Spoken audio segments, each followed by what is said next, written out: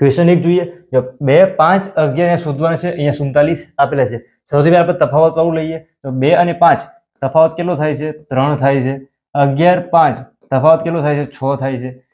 હવે અહીંયા તફાવત બાકી હશે કેમ કે નંબર બાકી છે. ઓપ્શન આપેલા છે 4, એમાંથી નંબર મૂકો તફાવત લો અથવા ના કરો. શું જો 3 6 તો આપણે શું કરીએ? અહીંયા 9 મૂકીએ. 11 + 9 તો 20 આવે છે. અહીંયા જો 3 6 9 તફાવત અહીંયા કેટલો આવે છે? 27 આવે છે. 3 6 9 આ 27 ના આવવું જોઈએ, શું આવવું જોઈએ? 12 આવવું જોઈએ. આ લોજિક કામ લાગશે નહીં. બીજું લોજિક વિચારીએ તો 2 5 11 અહીં નંબર શોધવાનો છે 47.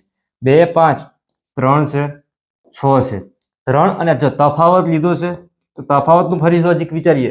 3 અને 6 તો કેવી રીતે જાય છે? 3 × 2 કરીએ 6 થાય. અહીંયા તફાવત બાકી છે. 6 × 2 કરી જોઈએ. 6 × 2 એટલે કે 12. 11 + 12 કરીએ એટલે શું મળે છે? 23. શું કરી જુઓ? 2 અને 5 નો તફાવત 3. 3 અને 2 તફાવત છે એનો ગુણાકાર. 3 × 2 કરીએ 6. 2 માં 3 એડ કરીએ છીએ તો 5 મળે છે. 5 માં 6 એડ કરો 11 મળે. 11 માં 12 એડ કરીએ 23 મળે છે. તફાવત કેટલો આવે છે? જો અહીંયા 7 - 3 એટલે કે 4. 4 - 2 એટલે કે 2. 12 × 2 જો બધામાં ગુણાકાર 2 2 2 વડે કર્યો છે. 12 × 2 કરીએ 24 થાય છે. 23 + 24 કરો 47 મળે છે. એટલે આપણો જવાબ શું થવાનો? 23. ઓપ્શન નંબર એ આપણો જવાબ. આગળ બીજો ક્વેશ્ચન જોઈએ. અહીંયા આપેલું છે કે SCDTFUGH અહીંયા શોધવાનું છે WKL એટલે આલ્ફાબેટ સિરીઝ છે. કરવાનું શું? આમાં પણ લોજિક આપણે ટ્રાય કરવાનું. બધામાં સેમ પેટર્ન યુઝ થવી જોઈએ. S અને T પાસેના નંબર છે તો પહેલો અહીંયા છે, પહેલો છે. S પછી T આવે છે, T પછી U આવે છે, U પછી V એટલે અહીંયા V હોવું જોઈએ. ઓપ્શનમાં જુઓ VV વાળા 2 છે. આ બંને કદાચ નીકળી જશે. અહીંયા જો V છે ને પછી W બધા ક્રમમાં છે. સેકન્ડ જો C અને E છે. C થી E પછી G છે. અહીંયા આપણે નંબર 9 આવશે ને અહીંયા આપણો છે K. તો આપણે આલ્ફાબેટ જોઈએ. C પછી અહીંયા જો E છે તો C થી E જઈએ તો વચ્ચે D છૂટી જાય છે. D પછી અહીંયા જો E. E પછી F નીકળી જાય. G છે. G પછી જો H નીકળી જાય અને I આવવું જોઈએ. જો I વાળો એક ઓપ્શન છે એવું નહીં કે આ ટીક કરવો. શું કરવાનું? આજે આગળનું લોજિક ચેક કરી લેવાનું. I છે પછી જો જે છૂટી જાય છે ને K આવે છે તો અહીંયા I લખી દઈએ. લાસ્ટ જો J આવવું જોઈએ. ફરીથી D છે તો D થી આપણે F જોઈએ તો D પછી E F. F પછી G છૂટી જાય છે ને H. H પછી I છોડી અને J. જો અહીંયા J આપેલો છે. J પછી K છોડવાનો છે અને L લાસ્ટમાં. તો જો લાસ્ટમાં L આપેલો છે એટલે ઓપ્શન B આ શું થઈ ગયું? આન્સર. આગળ બીજો ક્વેશ્ચન જોઈએ. 37 40 45 52 આવી રીતે નંબર આપેલો છે. લાસ્ટમાં અહીંયા નંબર શોધવાનો છે. પહેલું કામ શું કરવાનું? તફાવત લેવાનું કામ કરવાનું. તફાવત લઈએ 40 37 3 નો તફાવત. ફરીથી અહીંયા જુઓ 5 નો તફાવત. 52 અને 45 છે 7 નો તફાવત. ફરીથી 61 52 છે 9 નો તફાવત આવશે. અહીંયા ફરીથી 72 - 61 કરીએ તો 11. 85 - 72 કરીએ છીએ તો 13.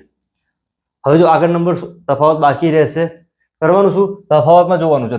3 5 7 9 11 બધા એકી અંક છે તો અહીંયા શું થશે? 15 આવવા જોઈએ. 72 માં 3 એડ કરીએ તો 85. 85 માં 15 એડ કરીએ કેટલા મળે છે? 100. ઓપ્શન ચેક કરો તો ઓપ્શન બી માં 100 આપેલા છે. તો ઓપ્શન બી શું થયું? એટલે 100 આપણો જવાબ. આગળ જોઈએ 31 29 24 સિરીઝ આપેલી છે. જો અહીંયા નંબર બધા કેવા થાય છે? ઘટતા જાય છે. તફાવત એટલે શું કરવાનું? બાદબાકી કરવાની છે. અહીંયા 31 - 29 કરીએ તો 2 ઘટે છે. 29 અને 24 છે તો 5 ઘટે છે. આગળ જોઈએ તો 2 ઘટે છે. એ જો -2 લખી દો તો પણ ચાલશે. 22 17 તો કેટલા ઘટે છે? 5 ઘટે છે.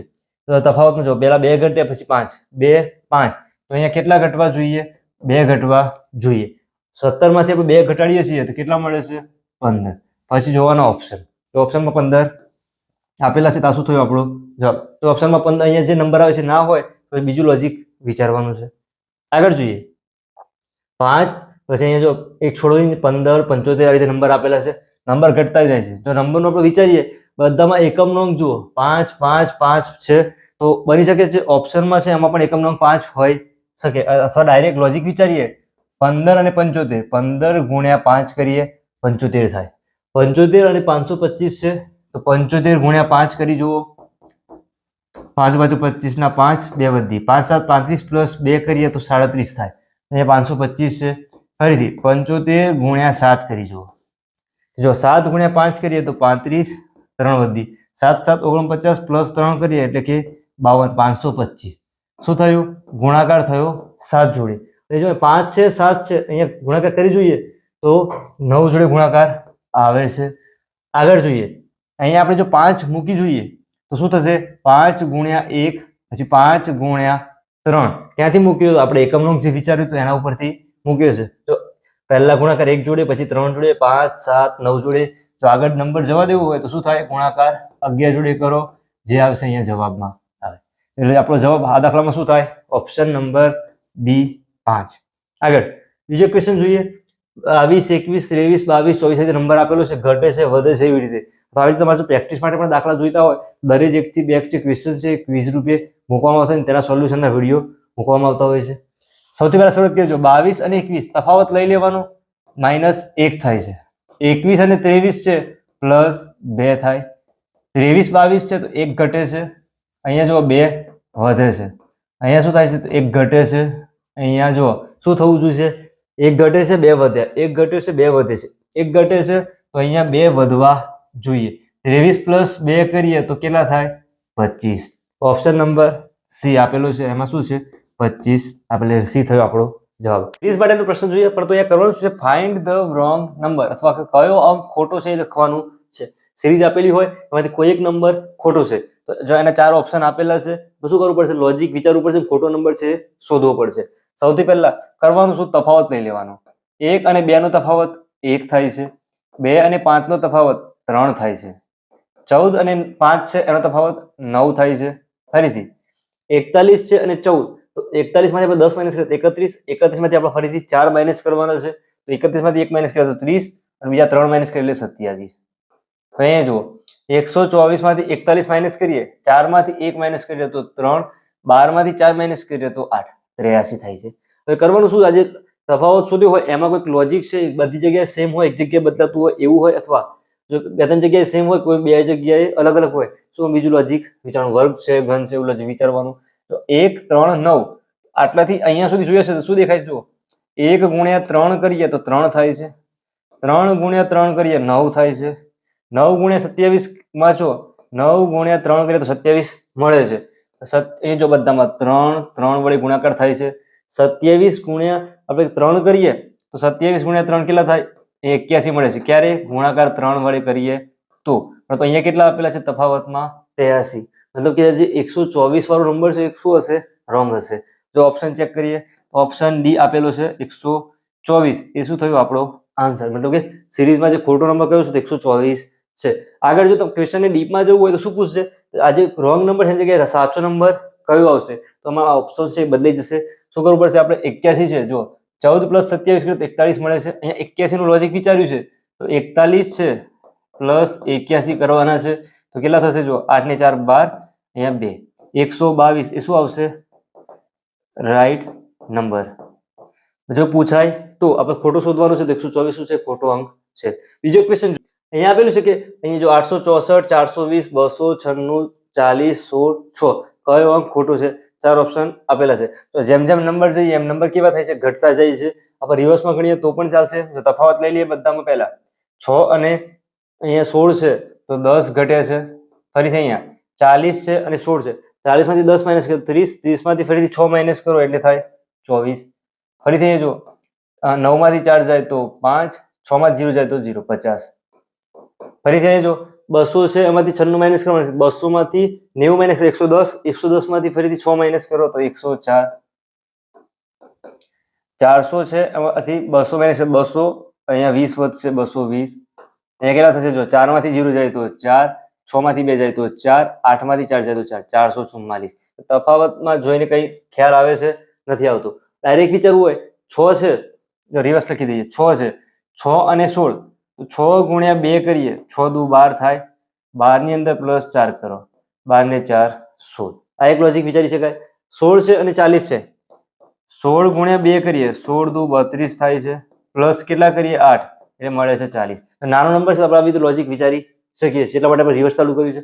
40 છે તો 40 નો ડાયરેક્ટ આવડી જાય, 40 ગુણ્યા 2 કરીએ તો 80, 80 પ્લસ કેટલા લાવવાના 96 લાવવાના છે, ત્યાં શું એડ કરીશું? 16 એડ કર્યા છે તો 96 થયા છે. ફરી 96 છે, 96 ગુણ્યા 2 કરવાના, 6 ગુણ્યા 2 12 ના 2, એક વધી 9 દુ 18 પ્લસ 1 19, 192 છે તો એમાં આપણે 8 એડ કરીએ તો શું મળ્યું? 200 મળ્યા છે. તો 200 છે, 200 ગુણ્યા 2 કરીએ એટલે કે 400 પ્લસ આ 20 એડ કરીએ તો કેટલા મળે છે? 420. ફરીથી 420 છે ગુણ્યાકાર 2 જોડે એટલે જો 42 ગુણ્યા 2 કરીએ એટલે 84 0 પ્લસ અહીંયા કેટલા એડ કરીએ છીએ? 64 લાવવાના છે, 24 એડ થાય તો જો 84 છે એમાં 2 એડ કરીએ એટલે 86 4. તો શું કર્યું? આપણે જે નંબર આવેલા છે એનાથી લોજિક વિચાર્યું. 6 ગુણ્યા 2 કરીએ તો 12, 12 પ્લસ 4 16, 16 ગુણ્યા 2 32, 32 પ્લસ અહીંયા જો 8 કરીએ તો 40 થઈ જાય, 40 ગુણ્યા 2 કર્યા તો 80, 80 પ્લસ 16 કરીએ તો 96 મળે છે. જો લોજિક વિચારીએ તો જો અહીંયા વચ્ચે એક જગ્યાએથી પેર બદલાય છે, અહીંયા 4 8 પછી 8 ના ડબલ 16 થયા તો અહીંયા 16 ના ડબલ 32 થવા જોઈતા હતા તો એ 32 નથી. જો આ બે જગ્યાએ કોઈ જગ્યાએ ગલતી હશે. જો ઓપ્શનમાં જોઈએ તો કયું છે? 96 અને 200 બંને ઓપ્શનમાં છે. આપણે ફરીથી વિચારીએ, જો 4 8 પ્લસ 4 છે પ્લસ 8 છે પ્લસ 12 કરી જોઈએ, 40 ગુણ્યા 2 કરીએ તો કેટલા થાય? 80 પ્લસ 12 કરીએ તો કેટલા મળે? 92. ફરીથી હવે જો શું કરવાનું? આ 12 લીધા છે, હવે 16 લેવા માંડે, 92 છે, 92 ગુણ્યા 2 કરી દેવાના તો 92 ગુણ્યા 2 કરીએ એટલે કેટલા થાય?